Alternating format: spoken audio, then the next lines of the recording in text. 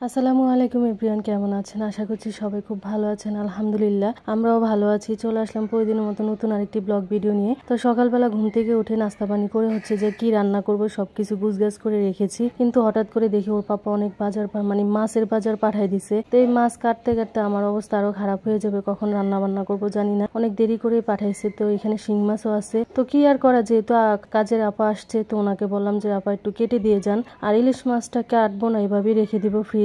তো এই তো আপা কেটে কুটে দিয়ে যাওয়ার পরে হচ্ছে আমি সব পরিষ্কার করছি। তো হাতে প্রচন্ড ব্যথা ছিল, শিং মাছটা ভালো করে পরিষ্কার করতে পারিনি। তো এটা এভাবে মানে মোটামুটি পরিষ্কার করছি আর কি। আর ছাদে হচ্ছে যে পেঁপে পাতা ছিল না, অন্য সময় তো ছাদ থেকে এনে হচ্ছে যে পরিষ্কার করে ফেলি, তো আজকে আর করতে পারিনি। আর এদিকে হচ্ছে যে সবকিছু গুছগাছ করে ফ্রিজে রেখে দিছি আর রান্না বান্না শুরু করে দিছি। সামিয়া কোচিং এ চলে গেছে, আর এদিকে সামির তো টিভির সামনে বসে বসে কেরামতি করছে। আর এই তো আমার রান্না বান্না শেষ। শিং মাছ দিয়ে আলু দিয়ে রান্না করছি, আর হচ্ছে যে ভেন্ডি ভাজি করছি। আর এই তো বেশি কিছু আর পারি না রান্না করতে। তার আগের হচ্ছে একটু লইডা মাছ ভাজি করা ছিল ফ্রিজে, তো ওইটাই নামাই নিছি। তো এখন হচ্ছে খেয়ে নিচ্ছি, অনেক লেট হয়ে গেছে, সবারই খাওয়া দাওয়া শেষ। মাছের বাজার কিংবা কোনো বাজার আনলে আমার সবার লাস্টে খেতে হয়, সবাই আগে আগে খেয়ে ফেলে। একা একা খেতে ভালো লাগে না, তারপরে কিছু করার নাই, যেহেতু অনেক কাজ ছিল।